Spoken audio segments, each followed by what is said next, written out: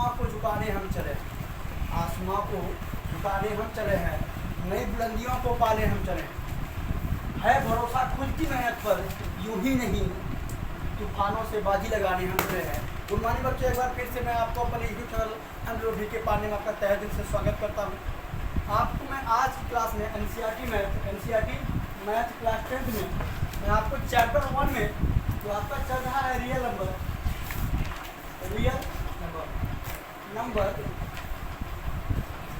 उसमें आपका एक्सरसाइज 1.1 हो चुका है।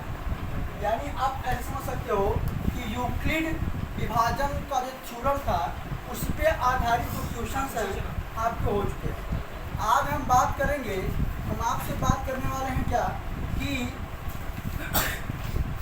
अगर देखा जाए तो अंकगणित की आधारभूत प्रमेय यानी फंडामेंटल थ्योरम ऑफ अर्थमेटिक। तो हम आज प्रमेय अगर बात करें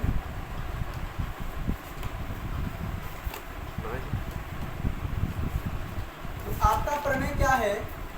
प्रमेय 1.2 तो समझ लीजिए कुछ है नहीं इसमें। प्रमेय 1.2 यानी इसको बोला जाता है क्या, अगर सार फॉर्म में बोले ये हो जाएगा क्या, अंकगणित की आधारभूत प्रमेय। अंकगणित की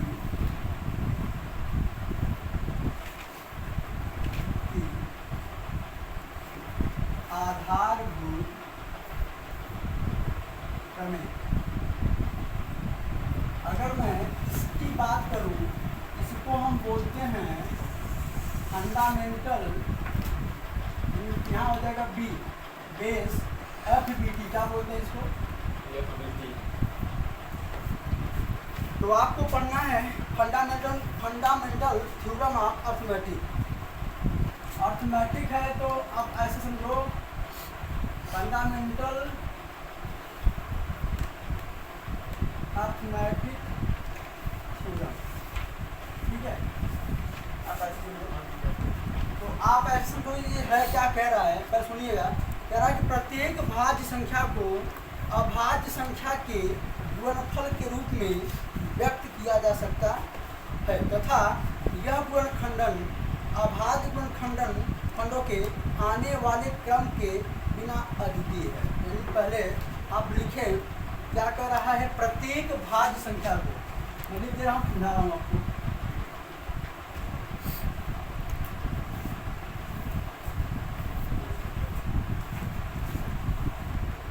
चलिए देखिए, हम आपको ये बता रहे थे कि आखिर FAT होता क्या है और FAT आपका होता क्या है, यानी फंडामेंटल थ्योरम ऑफ अर्थमेटिक, अंकगणित की आधारभूत प्रमेय क्या होती है। इसमें आपको कुछ ये नहीं समझना है, आप यहाँ पढ़ने वाले हैं, जानते हैं क्या, आप यहाँ पढ़ने वाले हैं LCM और HCF भी पढ़ने वाले हैं।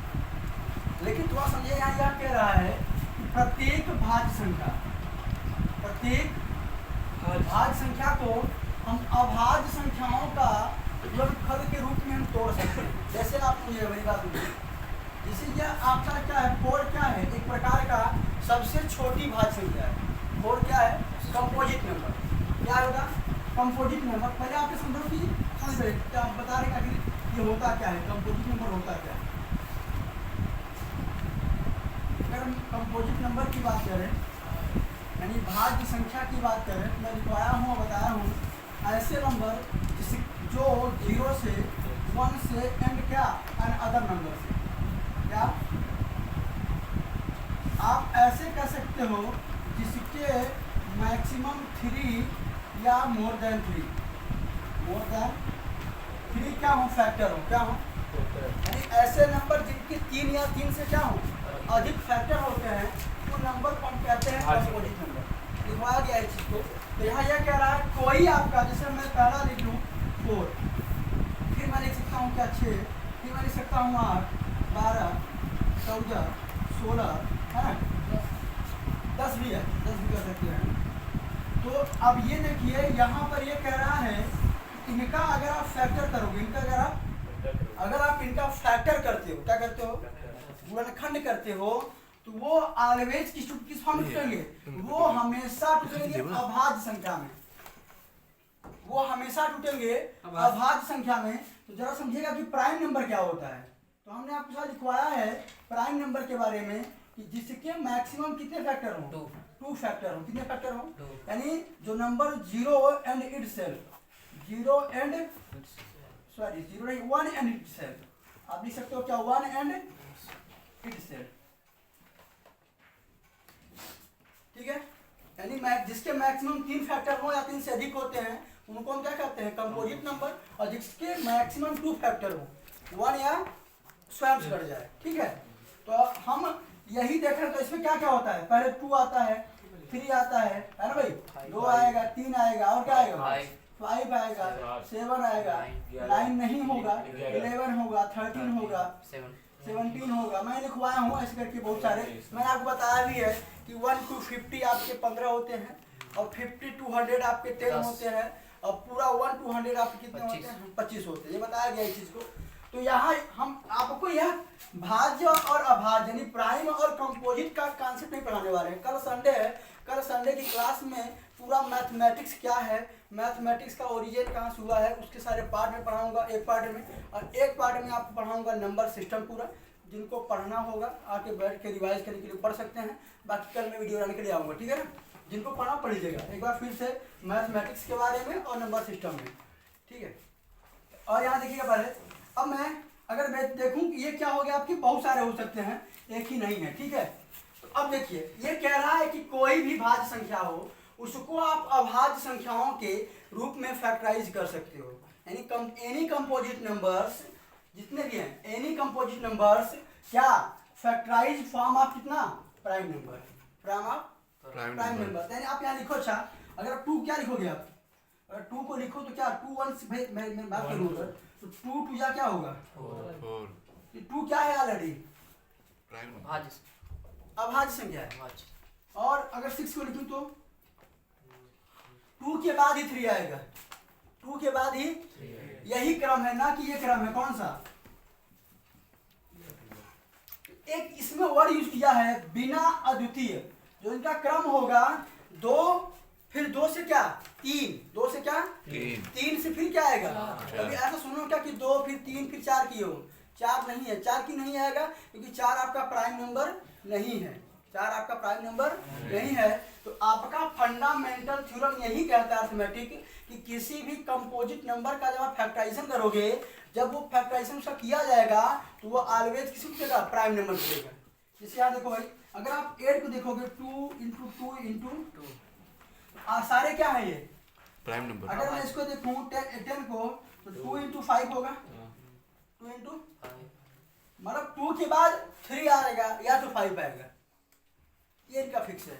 आगे अगर देखें 2 2 जा 4, इनके बाद 3 आएगा, ना कि 2 लिखिए फिर 3 लिखिए फिर 2 लिखिए। तो सही तो होगा आंसर, लेकिन इस फंडामेंटल जो आपका जो F80 जो थ्योरम है, जो आपका प्रमेय है, इसके रूल को फॉलो नहीं करेगा, गलत होगा सवाल, ठीक है ना। यहाँ ये कह रहा है कोई भी कंपोजिट नंबर अगर उसका फैक्टराइज किया जाएगा तो हमेशा वो अभाज्य संख्याओं के रूप में टूटेगा, और जो अभाज्य संख्याओं का जो गुणनखंड होगा, उनका जो क्रम होगा वह क्या होगा? अद्वितीय होगा। यानी आप ऐसे नहीं कह सकते कि पहले 5 से काट दो, फिर 3 से काट दो, फिर 2 से काट दो, ऐसे नहीं। पहले 2 नहीं होगा तो 3, नहीं होगा तो 5, नहीं होगा तो ऐसे बढ़ते आप चले जाओगे।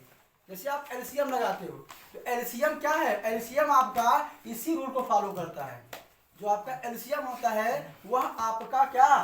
अंक गणित की आधारभूत प्रमेय यानी फंडामेंटल थ्योरम ऑफ अर्थमेटिक को ही फॉलो करता है।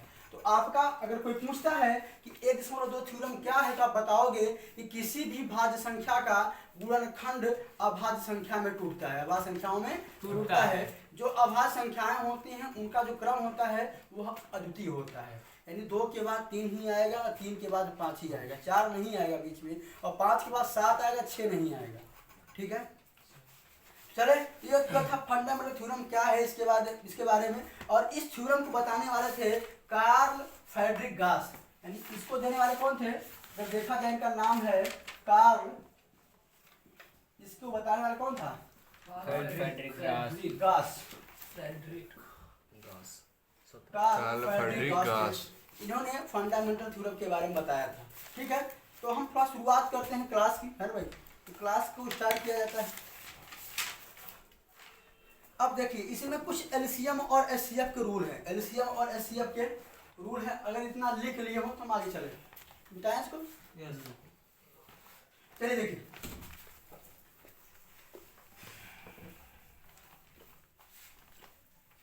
तो अब देखिए थोड़ा सा बात समझिएगा।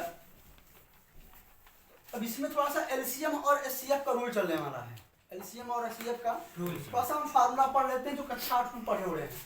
देख लीजिए क्या है थोड़ा सा इसमें, बस पहला जो फार्मूला सबसे जो फेमस फार्मूला है वो यही है।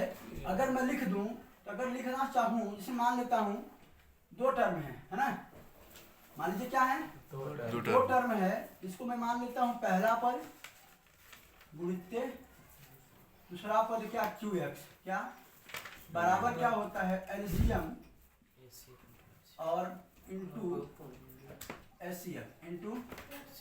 देखिए भाई अगर आप इनको चाहें आर करके लिख सकते हो, क्या फर्स्ट टर्म, क्या यानी आप लिख सकते हो प्रथम पद into second term is equal to LCM into HCF. तो आप दोनों चीज करने के लिए क्या है फ्री, ठीक है। अब मेरी बात सुनिए, दूसरा फार्मूला इसी पे, पहला चीज तो इसी पे सवाल आएंगे आपको चेक करने के लिए दीजिएगा कि दो नंबर का मल्टीपल, यानी आप ये कह सकते हो कि हिंदी में अगर लिखना चाहे इसको पूरा, एक चीज और आर करके मैं लिख दे रहा हूँ इसको, भाई आप कंफ्यूज ना हो, सारी बातों का मतलब एक ही रहेगा। कभी कभी आ जाता है दो संख्याओं का गुणनफल, दो संख्याओं, अब आप क्या पढ़े हैं अपना वो करिएगा, दो संख्याओं का गुणनफल आप यही पढ़े होंगे, बराबर होता है लस गुणे मस, लस गुणे मस। यानी आप यह कह सकते हो कि कोई किसी का एलसीएम या एचसीएफ, एलसीएम या एचसीएफ सत्य है या असत्य, आप इसे आपसे कह दिया गया भैया आपका कोई नंबर है 21 और 17 या 21 या 3 है, अब कह दिया जाए कि चेक करो कि क्या एलसीएम और एचसीएफ, एलसीएम और एचसीएफ का यह फॉर्म सही है। तो आपको चेक ऐसे करना होगा, दो संख्याओं के गुणनफल यानी 21 गुणित्य 3 बराबर 21 3 का जो एलसीएम है यहाँ लिख दो और एचसीएफ जो है यहाँ लिख दो, यानी दोनों का मल्टीप्लाई अगर सही आ रहा है तब भाई दो यहाँ भी और यहाँ भी दोनों टर्म इक्वल आ रहे हैं तो आप कहोगे कि हाँ भैया यह फॉलो कर रहा है, अतः मेरा एलसीएम भी सही है एचसीएफ भी सही है, ठीक है। हम जो निकाला हुआ है, यानी आपके पेपर में आपके पास आंसर तो होगा नहीं, तो आंसर को चेक करने का तरीका ही कह रहे हैं। एक तो इस पे सवाल आता है, एक सवाल है आपने इस पे बेस्ट सवाल है, और तो दूसरा फार्मूला बनता है इसमें, दूसरा एक फार्मूला चले बेटा, ये आप कह सकते हो कि इंपॉर्टेंट फार्मूला है, सवाल लगाने से पहले मैं इसको बता इसलिए रहा हूँ, फिर आप पागल ना हो या फिर हो क्या रहा है। याद देखिएगा, अगर मैं सेकंड फार्मूले की बात करूं तो कहीं कहीं पूछ लेता है जरा बताओ कि लस बराबर क्या होता है, यानी एलसीएम बराबर क्या होता है, एलसीएम बराबर क्या होता है ना भाई। तो बच्चा मेरी बात सुनना, तो लस कहाँ है, यहाँ है, और इंटू में है क्या केवल ट्रांसफर होगा मस, यानी आप यहाँ देखना तो चाहे दो संख्याओं का गुणनफल क्या लिखोगे, दो संख्याओं का गुणनफल बटे में क्या बचा हुआ है मस, ठीक है। जस्ट इसका उल्टा पूछ लेता है, भैया चलो बताओ अच्छा मस बराबर क्या होगा, बस वही जस्ट उल्टा हो जाएगा। मस का अगर पूछता है बच्चा तो आप कुछ नहीं, दो संख्याओं का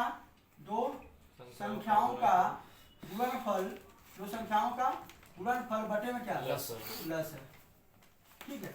और नंबर 3 जो फार्मूला आता है बेटा, जो सबसे फेमस चल रहा है, एक फार्मूला और नंबर 3 चलता है किस पे, कि आपसे पूछ लेगा कि फर्स्ट नंबर बताओ, पहली संख्या, फर्स्ट, या आप इसे लिखो पहली संख्या, आपसे ऐसे ही पूछ लेगा कि एलसीएम और एचसीएफ इतना है तथा दूसरी संख्या इतनी है, तो पहली संख्या बताइए। तो पहली संख्या बराबर होता है बेटा वही दो संख्याओं का गुणनफल अपान में दूसरी संख्या, अपान में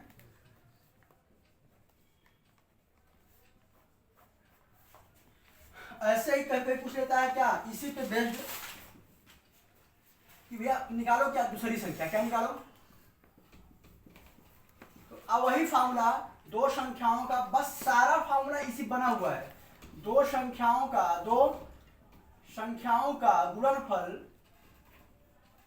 बटे में पहली संख्या, बटे में पहली।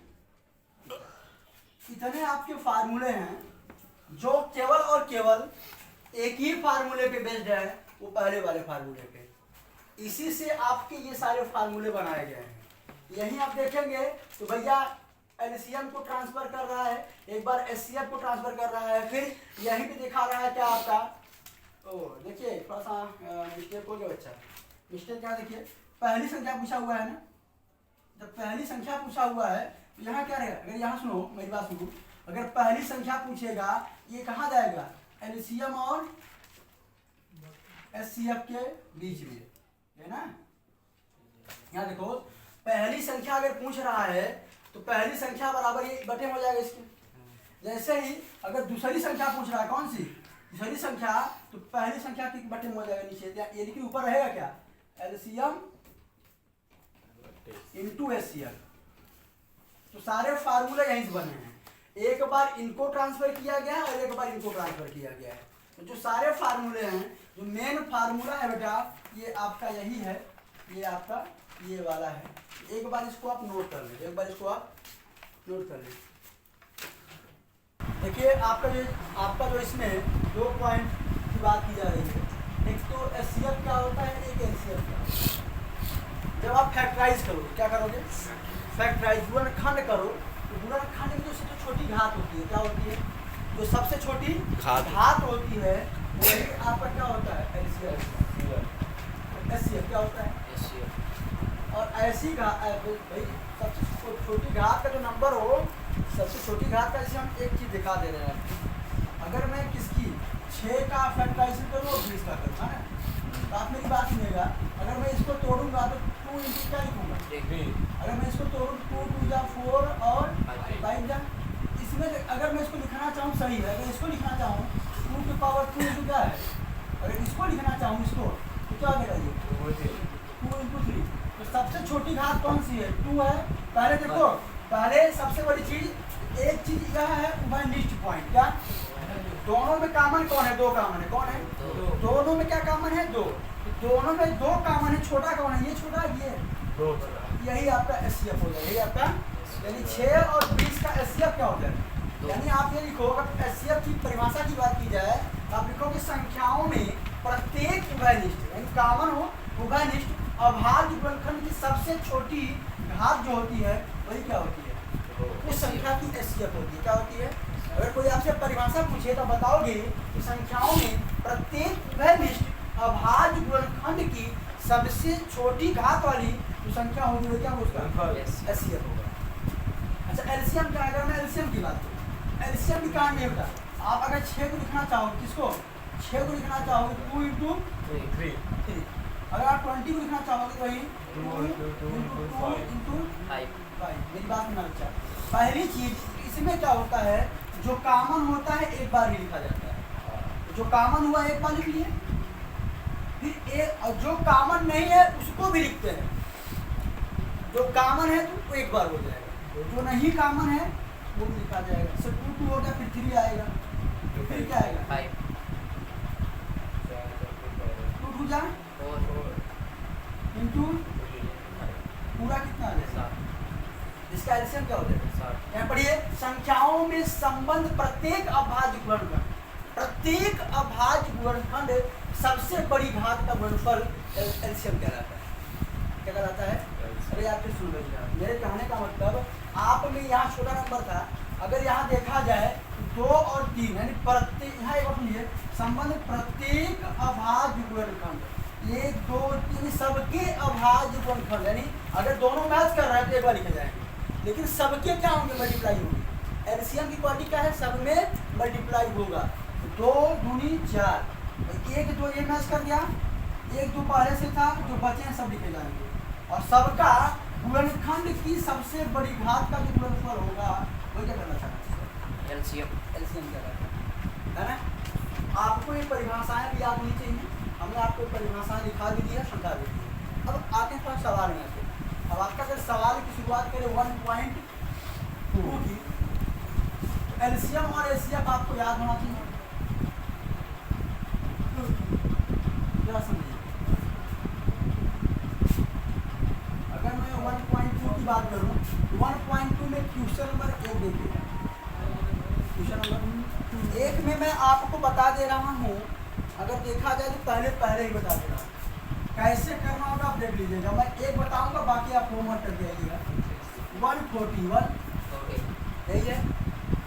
इसमें क्या कह रहा है बेटा कि जो आपके सारे नंबर्स हैं इनको क्या करना है, प्राइम फैक्टर में तोड़ना है बेटा। इनका क्या करना है, प्राइम फैक्टराइजेशन करना है। क्या करना है, प्राइम फैक्टराइजेशन। बेटा कुछ बच्चे इसको ऐसे कर देंगे, कैसे, जो कि गलत है, ठीक है, और टीचर नहीं करवा देते। तो आपको ये नहीं करना है, आप एक रफली कर लो। क्या कर लो, अरे अगर आप समझ नहीं पा रहे बच्चा, हम चाहे गाइड करते हैं, लेकिन हम आपको समझाने के बता रहे हैं कि यहाँ क्या करोगे, दोस्त पे करोगे 70 आएगा, 35 आएगा, फिर भैया आपका किसी का देगा 5 से 7 फिर 7 हो गया। ये चीज हो गया। तो आप लिखेंगे इसको आप लिखोगे क्या, 2 बार है, 2 बार